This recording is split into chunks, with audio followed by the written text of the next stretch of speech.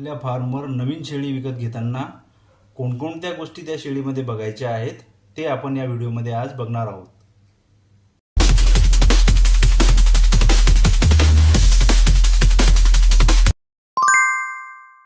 नमस्कार शेतकरी बांधवांनो, माझे नाव डॉक्टर दिलीप श्रीराम बिल्लेवार.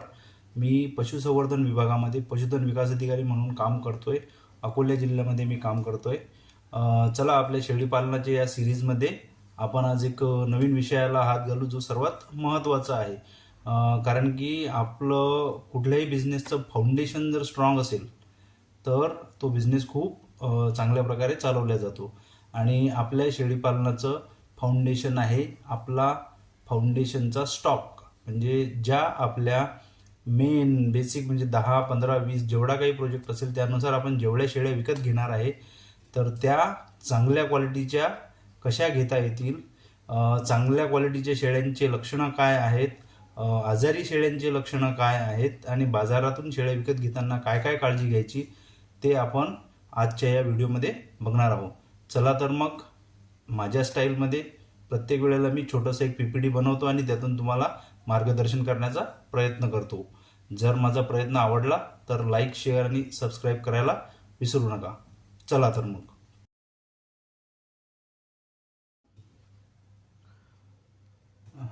तर मग आपण सुरुवात करू. शेळीची निवड व खरेदी. Select the best to be the best. कोणताही व्यवसाय सुरू करताना आपल्याला सुरुवात जी आहे ती त्याची चांगलीच करावी लागेल. कारण की मुहूर्ताच्या वेळेला जर काही विघ्न आलं तर आपला पूर्ण बिझनेस कोलॅप्स होण्याची फार दाट शक्यता आहे. त्यामुळे सुरुवात जी आहे आपल्याला बेस्ट पासूनच सुरुवात करायची आहे.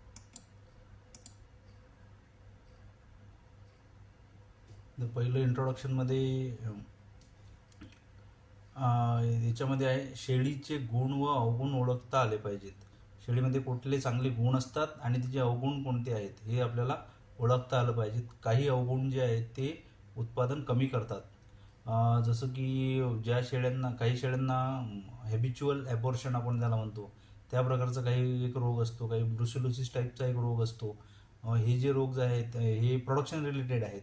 प्रोडक्शन रिलेटेड जर काही त्यांना हे रोग असतील तर आपलं उत्पादन हे फार झपाट्याने कमी होऊ शकतं. त्यामुळे अवगुण जे आहेत ते आपल्याला ओळखता आले पाहिजे. ते कुठले कुठले आहेत हे आपण समोर बघणारच आहोत. नियमित जुळे व तिळे देणारी जी सशक्त शेळी आहे ती उत्पादन दुप्पट करू शकते. जुळं व तिळे देणाऱ्या शेळ्या जर आपण सिलेक्ट केल्या आपल्या फाउंडेशन स्टॉकमध्ये तर आपल्याला त्याचा खूप फायदा होऊ शकतो. व्यवसायाचा हेतू काय आहे आपला? व्यवसायाचा हेतू मांसासाठी आहे की दुधासाठी आहे त्यानुसार आपल्याला ब्रीड सिलेक्ट करायचे आहे. त्यानुसार आपल्याला शेळ्या सिलेक्ट करायच्या आहेत. मांसासाठी असेल तर ज्या ज्या पिल्लांचं वजन वाढ खूप झपाट्याने होते किंवा ज्या ब्रीडची वजन वाढ जी आहे ती झपाट्याने होते त्याच प्रकारचे ब्रीड आपण सिलेक्ट करणार आहोत. आणि दुधासाठी जर असेल तर आपण दुधाशी रिलेटेड जे ब्रीड्स आहेत त्यांना आपण सिलेक्ट करणार आहोत. त्यानुसार आपण शेळीची निवड करणार आहोत. बाह्यरूपी गुण उत्तम असावे. फिनोटिपिक कॅरेक्टर आपण त्याला म्हणतो. जे काही ब्रीड स्पेसिफिक कॅरेक्टर असतात ते आपण निवडावे. सो दॅट एस्टॅब्लिश टाईपचे जे ब्रीड्स आहेत, बेरारी आहे, उस्मानाबादी आहे. महाराष्ट्रासाठी मी जर बोलतोय तर उस्मानाबादी झाल्या, बेरारी झाल्या यांना आपण सिलेक्ट केलं पाहिजे. जे फिनोटिपिक कॅरेक्टर युनिक असतात ते आपण सिलेक्ट केले पाहिजेत. चांगल्या व्यवस्थापनात वाढलेल्या ज्या शेळ्या आहेत त्यासुद्धा आपण जर सिलेक्ट केल्या तर आपल्याला खूप त्याचा बेनिफिट होऊ शकतो. कारण की चांगल्या व्यवस्थापनात इन द सेन्स जो पशुपालक आहे ज्याच्याकडे 50-100 शेळ्या आहे तो पाळतो आहे आणि त्याला त्याच्यामधल्या शेळ्या ज्या आहेत त्या विकायच्या आहेत, तिथं जाऊन आपण शेळ्या सिलेक्ट करून त्या विकत घेऊ शकतो. त्यानंतर शेळीचे चांगले गुणधर्म कोणते कोणते आहेत? चांगले गुणधर्म जर आपल्याला माहिती असले तर आपण चांगल्या प्रकारची शेळी सिलेक्ट करू शकू. जर आपल्याला ते गुण माहीतच नसले तर मग आपण शेळी सिलेक्ट कशी करणार? तर मांस उत्पादनासाठी जर आपण शेळीचा जर विचार करतोय तर त्यासाठी रुंद आणि चौकोनी तिचा बांधा असावा. धष्टपुष्ट टाईपची ती शेळी असावी. जर शेळी धष्टपुष्ट असेल तर पिल्लेसुद्धा धष्टपुष्ट येतील आणि त्यांचे वजनवाढसुद्धा झपाट्याने होईल. कारण की याच्यामध्ये एक जो हे असतो सायंटिफिक एक रूल आहे. माणसाचं जे काही वजन असतं किंवा जनावराचं ॲडल्ट मोठ्या झाल्यानंतर जे काही वजन असतं ते त्याच्या बर्थ वेटशी खूप रिलेटेड असतं. ज्या ज्या ज्या बाळांचं बर्थ वेट खूप कमी असतं त्यांचं पूर्ण जीवनभर वाढसुद्धा थोडी कमी होते आणि ज्यांचं बर्थ वेट जास्त असतं त्यांचं ॲडल्ट झाल्यानंतर वजनसुद्धा हे खूप जास्त असतं. त्यामुळे शेळीचं वजन हे जे आहे हे तिच्या बांध्यावरनं किंवा तिच्या अपिअरन्सवरनं आपल्याला लक्षात येतं. त्यामुळे त्याच्यावर आपण लक्ष दिलं पाहिजे. पूर्ण वाढ झालेली शेळी आपण घेतली पाहिजेत. काही जणांना असं वाटतं की बाबा 4-4, 5-5 महिन्याच्या आपण पाठा घेऊ, त्यांना 6 महिने वागू, मग त्यांना मेट करायचं आणि मग त्याच्यातून पिल्ले येतील आणि आपलं कमी पैशामध्ये व्यवसाय सुरू होईल. हा जर आपण विचार केला तर आपल्याला खराब शेळ्या किंवा वाईट शेळ्या मिळण्याची शक्यता खूप जास्त आहे. त्यामुळे ब्रीडिंग जी आहे, एज ऑफ मॅच्युरिटी ज्याला म्हणतात आपण, ज्या मॅच्युअर झालेल्या शेळ्या आहेत त्यांनाच आपल्याला घ्यायचं आहे. जर आपण त्या खूपच लहान प्रकारच्या शेळ्या घेतल्या तर आपल्याला नुकसान होण्याची खूप दाट शक्यता असते. कारण की पैलाळू ज्या शेळ्या आहेत त्यांना डिस्टोकिया होण्याचा खूप चान्सेस राहतो. त्यांचे पिल्ले अटकून जातात आणि मग खूप त्रास आपल्याला सहन करावा लागतो आणि त्या शेळीला सुद्धा तो खूप त्रास होतो. त्यामुळे पूर्ण वाढ झालेली शेळीच आपण विकत घेतली पाहिजे.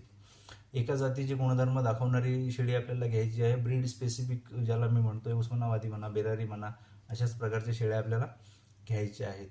कास हे खूप महत्त्वाचं एक सिम्पटम आहे किंवा ऑर्गन आहे, तिचं अवयव आहे शेळीचं, जे आपल्याला शेळीबद्दल खूप काही सांगून जातं. तिची जी कास आहे ती एकसारखी असावी, दोन्हीकडनं एकसारखी असावी. तिचे सळ आहे ते एकदम सरळ असावे. कुठल्या सळावर किंवा कासेवर सुजन नसावी. नाहीतर मग ती लोंबकळलेली, एका ठिकाणावर लोंबकळलेली एका ठिकाणावर वर जर असेल तर आपल्याला म्हणता येईल किंवा या शेळीला मस्टॅटिस नावाची आधी बिमारी झाली होती. त्याच्यामुळेच हिची जी कास आहे ती इम्बॅलन्स, असिमेट्रिकल ज्याला म्हणतो आपण, एक कास वर एक कास खाली किंवा एक कास मोठी एक कास छोटी असं जर असेल तर तिला मस्टॅटिसचे खूप दाट चान्सेस असतात. आणि अशा शेळ्या दूध फार कमी देतात, कारण की मस्टॅटिस झाल्यामुळे त्यांचे दूध तयार करणाऱ्या ज्या ग्रंथी असतात त्याच खराब होऊन जातात. त्या जर खराब होतात तर मग दूध त्या कुठून देतील. त्यानंतर पाय तिचे लांब असावे, पाय लांब असावे. ब्रीड कॅरेक्टरनुसार तिचे पाय लांब असले पाहिजेत. जुळ्या किंवा तिळ्यापैकी ती एक असावी. जी शेळी म्हणजे लहान असताना एखाद्या शेळीने जर जुळे दिले, एक बोकड दिला, एक शेळी दिली आहे, तर ह्या दोन्ही आपल्यासाठी खूप महत्त्वाच्या आहेत. कारण की ह्या जर जुळे आलेले आहेत तर त्यांच्या आईमध्ये ते गुणधर्म आहेत जुळे देण्याचे.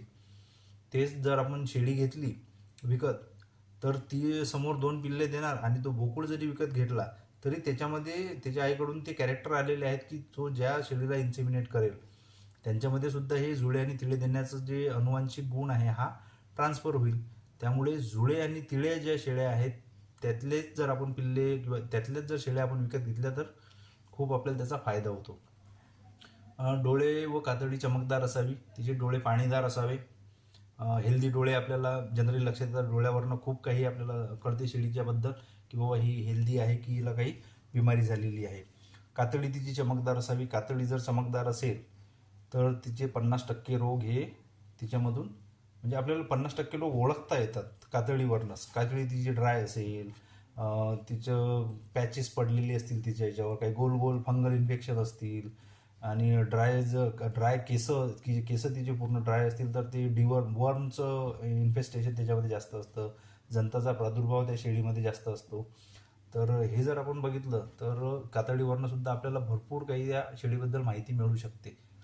पण कातडी जर चमकदार असली म्हणजे ती हेल्दी आहे. दातावरून तिच्या वयाची कल्पना येते.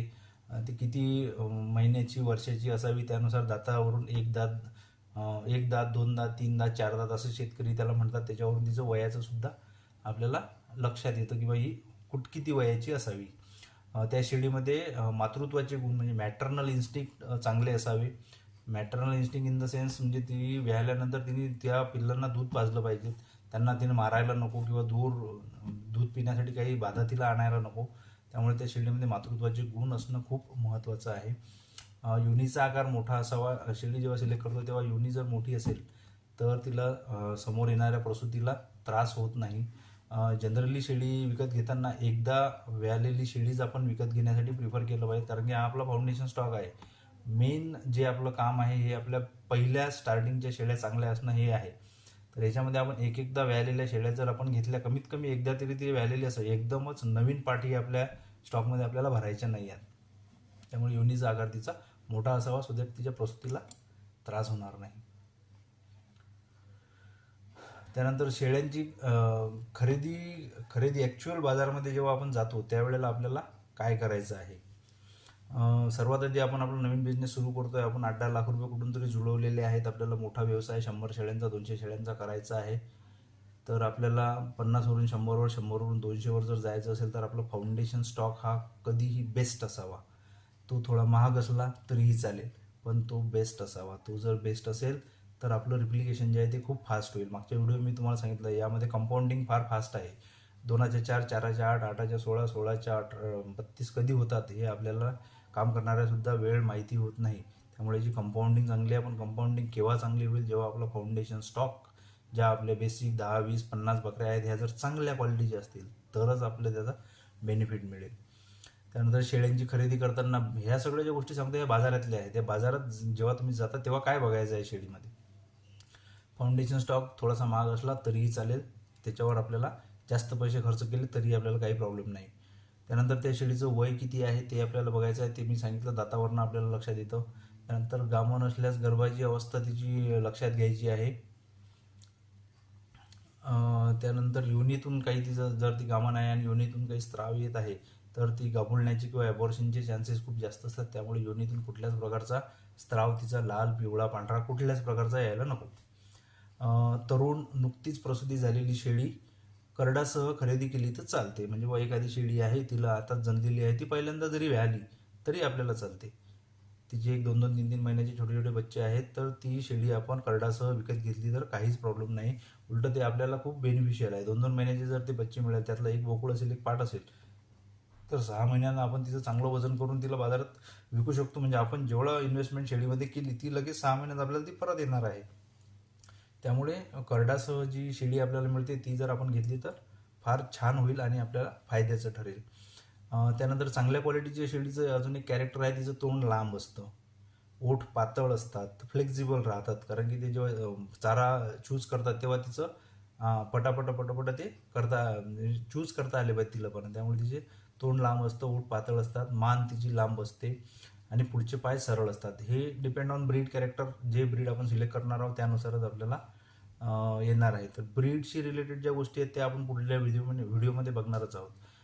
कुठल्या कारणासाठी कोणतं ब्रीड सिलेक्ट केलं पाहिजे किंवा दुधासाठी असेल तर कोणतं ब्रीड, मांस उत्पादनासाठी असेल तर कोणतं ब्रीड सिलेक्ट करायचं हे आपण पुढल्या व्हिडिओमध्ये आपण बघणारच आहोत. पुढला व्हिडिओ जर तुम्हाला लागत असेल तर लाईक, शेअर आणि सबस्क्राईब तुम्ही करायला विसरू नका. त्यानंतर कासेचा जो आकार आहे, जे जसं मी तुम्हाला सांगितलं, कास ही शेळीची सगळ्यात महत्त्वाची एक अवयव आहे, ऑर्गन आहे. दूध तयार करण्याची ती फॅक्टरी आहे आणि त्या दुधापासूनच आपले जे बच्चे तयार होणार आहेत त्यांना दूध मिळणार आहे आणि त्यांचं वजन वाढून त्यांना आपण मार्केटमध्ये सेल करू शकू. त्यामुळे कास जी आहे ती एकदम निरोगी असावी, नरम असावी, कडकपणा तिच्यामध्ये नसावा, दोन्ही सळ एकसारखी असावी आणि शेळीच्या शरीराशी सुसंगत तिचा साईज असावा. म्हणजे शेळी छोटीशी, कास एकदम मोठी तरी नाही जमणार. काही ब्रीड्स आहेत बघा, त्यांचे ते हे जे आहेत सळ हे खूप मोठे असतात आणि त्यांची बॉडी छोटी असते. तर त्या शेळींमध्ये ते जेव्हा चालतात तेव्हा त्या सळाला खूप वेळा जखमा झालेल्या आहेत. म्हणजे खूप वेळा आम्हीच त्यांचे ऑपरेशन करून ते एकदम चिरल्या जाते ते हे सळ आणि मग त्याला टाके मारावे लागतात आणि मग खूप कॉम्प्लिकेशन येतात. त्यामुळे शेळीशी सुसंगत तिचं कास असावी. त्यानंतर कातळी तिची मऊ असावी. जसं मी सांगितलं, कातळीवरनं 50% रोग बॉडीमधले ओळखता येतात. काही इन्फेक्शन आहे का, कुठला काही प्रॉब्लेम आहे का, ते सुद्धा कातळीवरनं लक्षात येतं. कातळीवर चकाकी असावी आणि ती मऊ असावी. ट्युनिंग पर्सेंटेज तिचं जास्त असावं. ट्युनिंग पर्सेंटेज म्हणजे जुळं किंवा तिळं देण्याची जी तिची क्षमता आहे ही जास्त असावी. आता हे ओळखायला थोडंसं कठीण आहे, पण याची जर हिस्ट्री आपण व्यवस्थित काढली किंवा हिची जी आई आहे हिने जुळे दिले होते का, तिळे दिले होते का, थोडासा जर आपण प्रयत्न केला तर आपल्याला त्याची इन्फॉर्मेशन मिळू शकते. जसं मी सांगितलं की एखाद्या पशुपालकाच्या फार्मवरून जर आपण शेळ्या विकत घेतल्या तर आपल्याला याची इन्फॉर्मेशन मिळू शकते. कारण की ते हिस्ट्री थोडी मेंटेन करतात. त्या हिस्ट्रीतनं आपल्याला ज्या ज्या जुळ्या झालेल्या आहेत त्यातली जर आपण फिमेल घेतली तर आपल्याला जास्त फायदा होईल. त्यानंतर स्थानिक रोग प्रतिबंधात्मक शक्ती त्या शेळ्यांमध्ये असली पाहिजेत. ज्या एरियामध्ये आपण राहतो त्याच एरियातलं ब्रीड जर आपण सिलेक्ट केलं, जसं आपण अकोल्यामध्ये किंवा बुलढाण्यात किंवा अमरावतीत या 3-4 सिटीमध्ये जर आपण सिलेक्ट करण्याचा प्रयत्न करतो तर आपण बेरारी ब्रीडला प्रिफर करावं. बेरारी ब्रीड आपल्याकडचंच आहे, वेल सेटल्ड झालेलं आहे आणि त्याला जर आपण सिलेक्ट केलं तर त्या एरियामध्ये ते ॲडॅप्ट झाल्यामुळे त्याला रोगप्रतिकारशक्ती खूप जास्त आहे. जसं उस्मानाबादची उस्मानाबादी शेळी ती त्या एरियासाठी फिक्स आहे.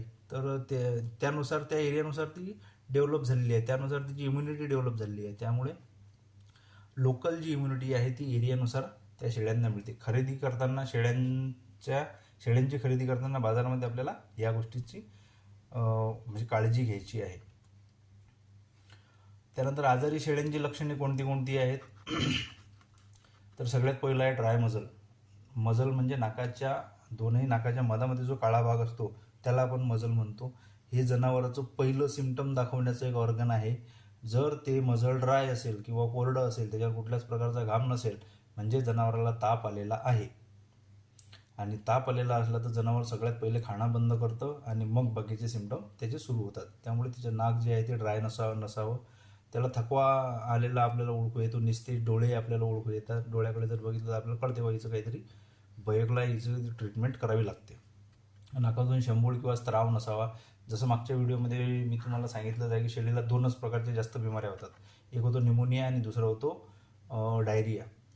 तर निमोनिया ओळखण्यासाठी, निमोनिया म्हणजे इन्फ्लमेशन ऑफ लंग जे फुफ्फुस आहेत त्याच्यावरची सुजन, आणि त्याच्यावर जर सुजन आली तर काय होईल? नाकातून शेंबूळ येईल. नाकातून जर शेंबूळ येत असेल किंवा स्त्राव येत असेल कुठल्या प्रकारचा, तर आपल्याला कळते की हिला निमोनिया झालेला आहे. अशा प्रकारची शेळी आपल्याला नको. त्यानंतर तिचे बुब्बुळं म्हणजे जे डोळ्याखालचं जे पांढरं दिसतंय तुम्हाला, पांढरं किंवा गुलाबी रंगाचं, त्याला आपण कंजंक्टायवा म्हणतो. बुब्बुळं थोडे जर चेक केले तर ते एकदम पांढरे फटक जर असते, पांढरे शुभ्र असले तर त्याला ॲनिमिया म्हणतात. ॲनिमिया म्हणजे रक्ताची कमी. आणि ते जर पिवळे असतील तर त्याला जॉन्डिस म्हणतात. जॉन्डिस म्हणजे स्काविड. तर ह्या ब्लडशी रिलेटेड जे रोग आहेत हे डोळ्यांच्या बुब्बुळावरून आपल्याला लक्षात आणता येतं. त्यामुळे ते जे बुब्बुळ आहेत ते गुलाबी रंगाचे असावे आणि हेल्दी असावे. त्याच्यामध्ये कुठल्याच प्रकारचं इन्फेक्शन नसावं. पांढरे तर बिलकुलच नाही, पिवळे तर बिलकुलच नाही पाहिजे आपल्याला. निस्ते डोळ्यावर सतत वाहणारी आसवेसुद्धा नसावी. सतत जर डोळ्यातून आसवे येत असेल तर डोळ्यामध्ये 100% काहीतरी इन्फेक्शन आहे आणि ती शेळी मग तिचं जे सगळं लक्ष असतं ते त्या डोळ्याकडे किंवा इन्फेक्शनकडेच असतं.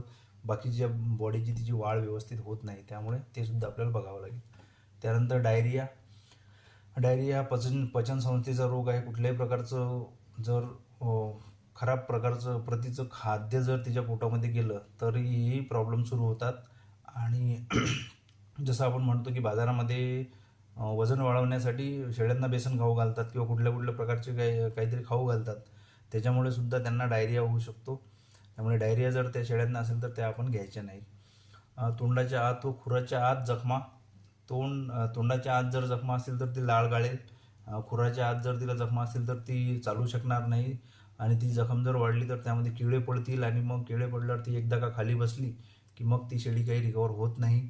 त्यामुळे तोंडाच्या आणि खुराच्या आत काही जखमा आहेत का ही सुद्धा आपल्याला चेक करावं लागेल. अजून एक यांचा रोग आहे फूट अँड माउथ डिसीज, FMD, लाळ्या खुरकत ज्याला आपण म्हणतो, तो सुद्धा रोग शेळ्यांमध्ये होतो. शेळ्यांमध्ये त्याचं एक जर लसीकरण आपण करून घेतलं गेल्या तर आपल्याला खूप त्याचा बेनिफिट होईल. आणि FMD नावाचा रोग त्याला आहे की नाही हे सुद्धा चेक करून घ्यायचं आहे. ही झाली आजारी शेळ्यांची लक्षणं. आजारी शेळ्यांची लक्षणं जर आपल्याला ओळखता आली तर आपण हेल्दी शेळ्या आरामात ओळखू शकू. त्यानंतर बाजारात होणाऱ्या काही फसवणुकी आहेत त्या जरी आपल्याला माहीत असल्या तरी आपल्याला म्हणजे 25% 50% आपला नुकसान यामुळे होणार नाही. कास मोठी करून दाखविणे. कास मोठी ती या प्रकारे करतात, जर शेळीचं दूध 12 तास काढलं नाही तर ते दूध त्या कासेमध्येच राहतं आणि ती कास अशी फुगलेली दिसते.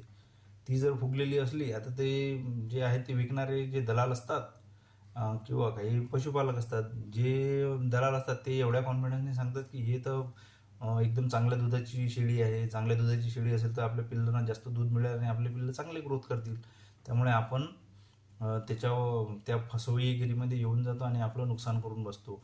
तर त्या शेळीचं दूध पूर्ण काढलेलं जर असेल आणि तरीही तिची कास जर मोठी असेल तरच ते ऑथेंटिक. तर हे 12 तास आधी दूध काढत नाहीत आणि दूध न काढल्यामुळे प्रॉब्लेम येऊ शकतात. दुसऱ्या शेळीची करडे या शेळीची ज्यांना ती विकायची आहे त्या शेळीजवळ दुसरे करडं ते बांधून ठेवतात आणि सांगतात की बाबा हे बघा हे जुळे झालेले आहेत आणि हे या शेळीचे आहेत. तर हे ओळखण्यासाठी आपल्याला काय करता येईल की त्याला एकच सांगायचं बाबा या शेळीला मोकळं सोड आणि हे पिल्लं तिला दूध पिऊ दे. या शेळीने जर या पिल्लांना दूध पिऊ दिलं तरच हे पिल्लं या शेळीचे आहेत, नाहीतर हे या शेळीचे नाही आहेत. हे याचं म्हणजे आयडेंटिफिकेशनचं एक चांगलं उदाहरण आहे. जर ते पिल्लं त्या शेळीची असतील तर ती पिऊ देणार, ती कशाला त्यांना दूर सरकवणार आहे. एकदम अनोळखी पिल्लं तिच्याजवळ आणले ते पिऊ पण नाही देत. त्यामुळे दुसऱ्या या फसवेगिरीपासून सुद्धा आपण थोडंसं सावध राहिलं पाहिजे. शारीरिक व्यंग झाकण्याचा सुद्धा ते प्रयत्न करतात. काही मस्टॅटिस असेल, काही जखमा असतील तर ते दाखवत नाही. कानाच्या आतमध्ये काही जखमा असतील ते दाखवत नाहीत. स्किन इन्फेक्शन असेल तर तेल वेल लावून, काही कलर वेलर लावून ते झाकण्याचा प्रयत्न करतात. त्याच्यापासून सुद्धा आपण, आणि जेव्हाही शेळी आपण विकत घेतो तेव्हा फिरवा ना, शेळीच्या पूर्ण अंगावरून हात फिरवा व्यवस्थित. कुठं काही जर प्रॉब्लेम असेल तर ते आपल्या लक्षात येईलच. त्यानंतर भाकड असलेली शेळी गामण आहेत म्हणून ते सुद्धा सांगतात. कारण की ते डायग्नोज करणं थोडंसं पशुपालकासाठी थोडं कठीण आहे. एकदम खाली शेळीची किंमत जर बघितली आपण तर ती कमी आहे. आणि 2 महिन्याची गामण, 3 महिन्याची गामण जर शेळी असेल तर एक 2-3 हजार रुपये तर शिल्लक सांगेलच ना तो. त्यामुळे जास्त तुमच्याकडनं पैसे काढण्यासाठी ते सांगून देतात की बाबा ही शेळी गामण आहे. तर काही जर व्यवस्थित तुम्ही चेक करून घेतलं तिला तर आपल्याला ते सुद्धा ओळखता येते. पण याला थोडंसं स्किल लागतं. ते जे व्हेटरनरी डॉक्टरकडून जर आपण चेक करून घेतलं तर आपल्याला फायदा होईल. सो या बाजारातून होणाऱ्या फसवेगिरीतून वाचण्यासाठी फक्त आपल्याला बी इन्फॉर्म, म्हणजे आपल्याकडे भरपूर माहिती जमा करून ठेवायची. कुठल्या कुठल्या प्रकारे आपल्याला फसवू शकतात हे जर आपल्याला माहिती असेल तर आपण अलर्ट राहू, त्या फसवेगिरीपासून आपल्याला स्वतःला वाचवू शकतो. त्यानंतर शेळी खरेदी करताना खालील मुद्दे आपण बेसिकली लक्षात ठेवायला पाहिजेत. एकूण प्रोजेक्टच्या 25% पहिल्या वर्षी तर 25% दुसऱ्या वर्षी शेळ्या आपल्याला घ्यायच्या आहेत. आपला प्रोजेक्ट आहे 100 शेळ्यांचा, तर पहिल्या वर्षी आपण फक्त 25च शेळ्या विकत घेणार. आता हे काही जणांना पटणार नाही, कारण की 8-8, 10-10, 20-20 लाख रुपये घेऊन लोक रेडी आहेत, आम्हाला 500 शेळ्या तर करायच्याच आहेत. आणि ते एकाच दिवशी जातात आणि एकाच दिवशी 500 शेळ्या विकत घेऊन येतात आणि मग त्यांचा रिअल प्रॉब्लेम सुरू होतो. त्यामुळे जर तुमचा 500 शेळ्यांचा प्रोजेक्ट आहे तर तुम्हाला पहिल्या दिवशी फक्त 100-125 शेळ्याच तुम्हाला विकत आणायच्या आहेत. तुम्हाला पूर्ण शेळ्या एका दिवशी विकत आणायच्या नाही आहेत. तुमचा जर 500चा प्रोजेक्ट आहे तर तुम्हाला 125 शेळ्या पहिल्या दिवशी तुम्हाला विकत घ्यायच्या आहेत. आणि त्यासुद्धा बॅचमध्ये प्रत्येक बाजारातनं विकत घ्यायच्या आहेत. एका ठिकाणी गेले, त्याला 125 शेळ्याचे पैसे दिले, ट्रक भरला आणि घरी आणला, असं जर केलं तर ते 100% आपल्याला त्यातल्या 25, 30, 75% ज्या शेळ्या आहेत त्या खराबच मिळतील, 25% चांगल्या मिळतील फक्त. त्यामुळे हळूहळू शेळ्या, जसे मी रोग सांगितले, चांगले गुणधर्म आणि वाईट गुणधर्म हे दोन्हीही कम्पेअर करून त्यातले जे चांगल्या शेळ्या आहेत त्याच आपल्याला विकत घ्यायच्या आहेत. एकाच दिवशी एकाच बाजारातून 5 ते 7 शेळ्याच विकत घेतल्या पाहिजेत. कारण की आपलं पण लॉजिक तेच आहे की बाजारात त्याच शेळ्या विकायला जातात ज्या अनप्रोडक्टिव्ह असतात, ज्या घरी दूध देत नाही, ज्यांना मस्टायटिस आहे, ज्यांना पिल्लं होत नाही, ज्या वांज आहेत, अशाच शेळ्या बाजारामध्ये विकायला जातील ना. एकदम क्वालिटीच्या शेळ्या आहेत, 3-3 पिल्लं देतात, 1-1 लिटर दूध पण आहे आणि पिल्लांना चांगल्या पाचतात पण, त्याचा काही हेल्थ इश्यू नाही, अशा शेळ्या तुम्ही सुद्धा नाही विकणार ना तुमच्या फार्मवरच्या. आपण सुद्धा आपल्या फार्मवरची जेव्हा कलिंग करणार, ज्या वाईट शेळ्या आहेत त्याच आपण काढून बाजारात टाकणार. त्यामुळे दुसरे लोक खराबच शेळ्या बाजारात आणतील ना. त्यामुळे चांगल्या प्रतीच्या शेळ्या फार कमी बाजारामध्ये येतात, त्याच आपल्याला सिलेक्ट करायच्या आहेत आणि त्याच आपल्याला आणायच्या आहेत. त्यानंतर जातीवंत निरोगी शेळ्या पशुपालकाकडून घेणे उत्तम. एखादा पशुपालक आहे ज्याचा आपल्याला ओळख आहे, त्याची आपण ओळख काढली, त्याच्याकडे 100, 150, 200 शेळ्यांचा फार्म आहे, त्याच्या फार्मवर जाणे, त्याची भेट घेणे आणि त्याला कन्व्हिन्स करून त्याच्याकडून जर डायरेक्ट शेळ्या आपण विकत घेतल्या तरीही आपल्याला भरपूर फायदा होऊ शकतो. कारण की सगळ्यात पहिलं त्याचं बेनिफिट आहे की त्या शेळ्या ट्रॅव्हलिंग स्ट्रेसमध्ये नसतात, त्या फार्मवर आहेत, एकदम हेल्दी आहेत, चांगल्या पोटभर चारा खात आहेत, पाणी पित आहेत, त्या एकदम हेल्दी राहतात, त्या ट्रॅव्हलिंग स्ट्रेसमध्ये येत नाही. ट्रॅव्हलिंग स्ट्रेसमध्ये आल्यामुळे खूप शेळ्या बिमार पडतात. बाजारात जर न्यायचे असल्या, इथून जर 100 किलोमीटरवर 50 किलोमीटरवर बाजार आहे मोठा, तर त्याला ट्रकमध्ये भरणे, ट्रकमधून तिथं नेणे, त्या ट्रॅव्हलिंगमध्येच त्यांचं खूप ते वीक होऊन जातात. त्यामुळे जर शेडवरून आपण विकत घेतल्या पशुपालकाकडून तर आपल्याला खूप चांगल्या प्रतीच्या शेळ्या मिळू शकतात. शेळी खरेदीला एखादा जाणकार माणूस सोबत नेलेला काही वाईट नाही. आपल्याला जे येत नाही ते दुसऱ्यांकडून आपलं जर काम करून घेतलं आपण व्यवस्थित तर आपल्याला त्याच्यातून आपली फसवणूक होणार नाही. मेन म्हणजे सकाळी लवकर बाजाराच्या रस्त्यावर जर आपण उभे राहिलो किंवा बाजाराच्या गेटवर जर आपण सकाळी लवकर 5 वाजता जाऊन जर उभे राहिलो तर 6-6:30 पासून यांचा बाजार सुरू होऊन जातो. जेव्हा त्यांना शेळ्या विकायच्या असतात तेव्हा ते त्या गेटमधून हात येतील ना, गेट पास घेऊन, किंवा ह्या शेळ्या मला विकायच्या. तिथं आपल्याला ऑब्झर्व करून बघता येते किंवा ही शेळी चांगली आहे, ही शेळी चांगली आहे, ही शेळी चांगली आहे. मग त्या माणसाला तिथंच पकडून त्याचं तिथल्या तिथंच जर सौदा आपण करून घेतो, तो विकायसाठी झाला ना, त्याला पैसे दिले संपला विषय. जर तिथल्या तिथून त्या शेळ्या आपण विकत घेतल्या तर आपल्याला चांगल्या क्वालिटीच्या शेळ्या मिळू शकतात. त्यामुळे सकाळी लवकर जर आपण बाजारात पोहोचलं तर बाजारात जायच्या आधीच रस्त्यावरच जर त्याच्याशी भाव केला तर आपल्याला चांगल्या शेळ्या मिळू शकतात. ईद, अमावस्या, हिवाळा याच्या 2-3 आठवडेपूर्वी खरेदी टाळावी. ईद म्हणजे बकरी ईद जर असेल तर त्यावेळेला शेळ्यांचे भाव एकदम हाय असतात आणि त्या हाय भावामध्ये आपण शेळ्या जर विकत घेतल्या तर आपल्याला महाग शेळ्या मिळतील आणि आपलं समोरच्या याच्यामध्ये इकॉनॉमिक्स थोडंसं बार पडून जाईल ना. त्यामुळे ईद, अमावस्या कुठल्या इव्हेंटवर शेळ्या घ्यायच्या नाहीत. नवीन शेळ्या आल्यावर 15 दिवस क्वारंटाईन करायच्या. नवीन शेळ्या ज्या काही आपण आपल्या जुन्या फार्ममध्ये आणणार त्यांच्यासाठी सेपरेट शेड करायचं, त्याच्यामध्ये त्या 15 दिवस ठेवायच्या आणि बघायचं बाबा याच्यामध्ये कुठलं व्हायरल इन्फेक्शन नाही येणार, कुठला रोग नाही येणार, PPR नाही येणार, कारण की ते सिम्पटम दाखवतील. आणि 15 दिवसानंतर जर त्यांनी सिम्पटम नाही दाखवले मग त्या आपल्या जुन्या स्टॉकसोबत मिक्स करायच्या. अशा प्रकारे नवीन शेळ्या जेव्हा आपण विकत घेतो तेव्हा आपल्याला ह्या सगळ्या गोष्टींची काळजी घ्यायची आहे. त्यामुळेच जास्त आता याच्यामध्ये सांगण्यासारखं काही राहिलं नाही. चांगल्या शेळीचे गुणधर्म कोणते हे पण आपण सांगितलं. त्यानंतर आजारी शेळीचे लक्षणं कोणती असतात ते पण आपण सांगितलं. बाजारामध्ये कुठल्या प्रकारच्या फसवणुकी होतात हे पण आपण सांगितलं. आणि जेव्हा आपण शेळी विकत घेतो त्यावेळेला आपण कुठल्या कुठल्या गोष्टी बघायच्या आहेत शेळीमध्ये ते पण आपण कवर केलेलं आहे. त्यामुळे मी एवढंच म्हणेन, select the best to be the best. जेव्हा आपण नवीन व्यवसाय सुरू करतोय तर बेस्ट फाउंडेशन स्टॉक सिलेक्ट करा आणि आपल्या व्यवसायाची सुरुवात करा. तर थँक्यू व्हेरी मच. जर आपल्याला हा व्हिडिओ आवडला असेल तर प्लीज लाईक, शेअर आणि सबस्क्राईब करा. माझा हा जो अट्टहास आहे, मी ॲज युजल ज्याप्रमाणे सांगतो शेतकऱ्यांच्या फायद्यासाठीच हा माझा अट्टहास आहे. बाकी माझा याच्यामध्ये कुठलाच मोटिव्ह नाही. तुम्हाला जर माझा प्रयत्न आवडत असेल तर या स्मार्ट पशुधन या चॅनलला सबस्क्राईब करा आणि प्रत्येक गरजू शेतकऱ्याला हा व्हिडिओ तुम्ही फॉरवर्ड करा. एवढेच मी आव्हान करतो आणि आपली रजा घेतो. धन्यवाद.